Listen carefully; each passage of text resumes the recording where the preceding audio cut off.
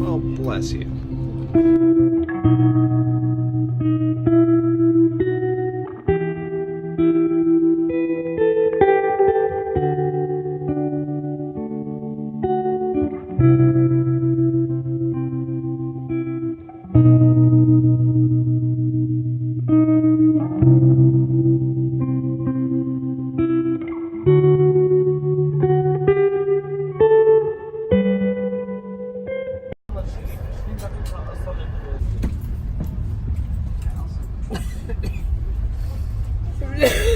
So guys, how is the train? We made it onto the train, so despite making reservations for a wheelchair help, there was no wheelchair. And then I got lectured about how I was supposed to make a reservation for a wheelchair. And it's like, it did. So Rhonda, is it easier to travel in Europe or China? Well, maybe China. I guess it depends. Like in China, you had Depends. There are different challenges in China. China had all flights. True. you also had to have a lot of meals outside because there were stairs into every single restaurant. That's very true. The accessibility accommodations, though, are different in Europe. So. Not better, not worse. Just different. Maybe a little better. Like in public places, they have accessibility in Europe. So it's always a challenge, you know, but you have to either accept it or not. No. You okay, Ashley? I'm just hot from running around in this big old sweater.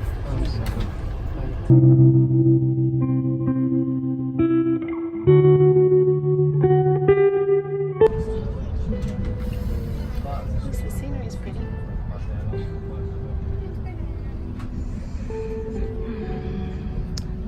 The stress of getting onto the train is lying behind us.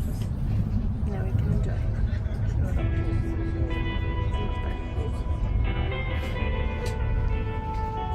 On his phone.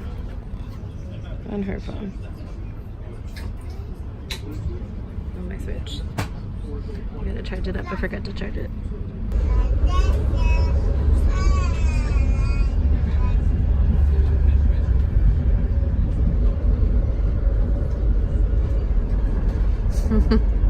What's that? Like mother, like daughter. What's that? Because we're both playing games. Look at that concentration.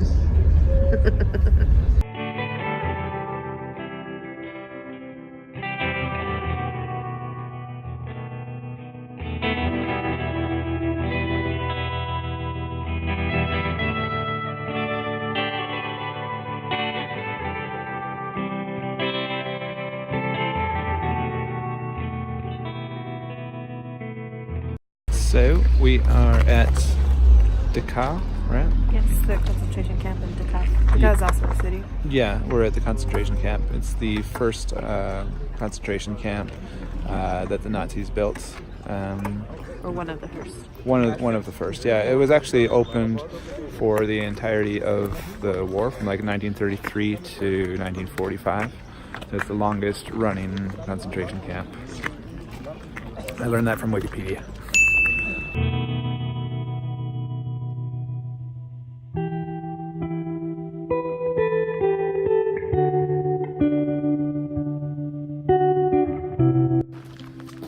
Listening to the audio guide. I'm going to speak a little closer because I don't want to talk too loudly to interrupt others.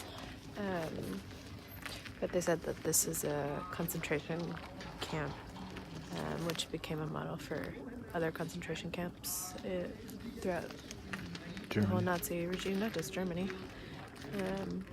which is different from a death camp. So this roll call area that we're standing in, they would have to stand here for a couple of hours. And if they couldn't do it, then they would be taken away to the death camps, I guess. And so even We were just reading the sign that even the sick and the dead, they would have to come out to match the roll call numbers. And if the numbers weren't right, then they would just have to keep standing there.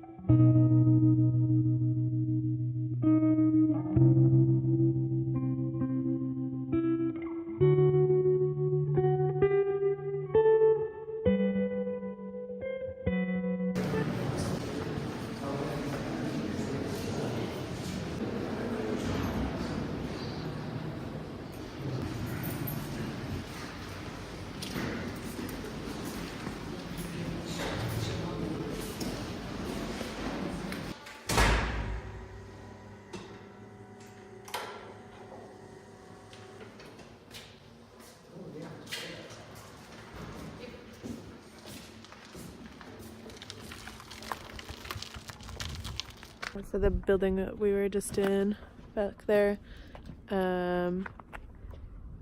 is the museum here, and the way you enter is the way that prisoners was for the initial intake. So you go along the same path that they would have when they first came here. And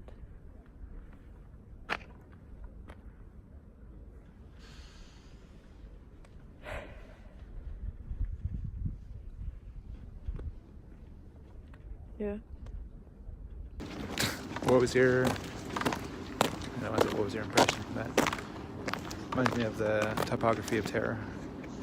Right? Yeah, except this is real. Yeah, well, of course. I mean, not that the topography of terror isn't real, but you can see it firsthand. What did you learn? No, lots. Lots of information. Okay. Did you forget it? No, just like a little overwhelming by the amount of information It is. that they have. So I guess in 1933, this place was set up right when Hitler came into power, and it was initially designed for political opponents, so communists, social democrats,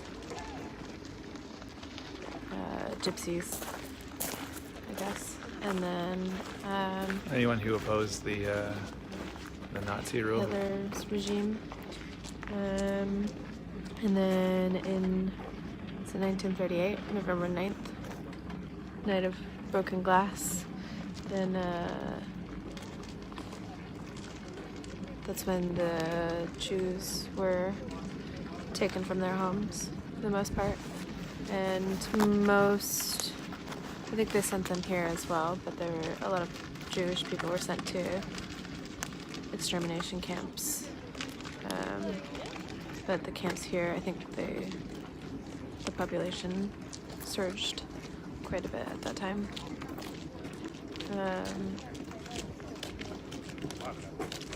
Then the only reason that they were kept around is for labor. The artillery, right? Yeah. Yeah, that movie we watched was like rather depressing. And just like all of it's depressing, of course. And there's like, I don't know, I'm feeling pretty solemn. Like I had to sit down at one point because like there's a lot of information. So. Yeah, it's interesting because immediately after the war, I think they renamed this area as they called it the camp and then it was used as a refugee camp when they were sending everybody back to their home countries. And so for, I think, 10 years after the war, like, they were trying to forget what this area was, but then prisoners of the camp wanted to set up a memorial for this area. So I think this concentration camp was then designed to be remembered, and it was the first of its kind in Germany. So, because they wanted to remember the past and the atrocities that happened here. That's about it. Yes, we're going to continue to walk around and check out the area.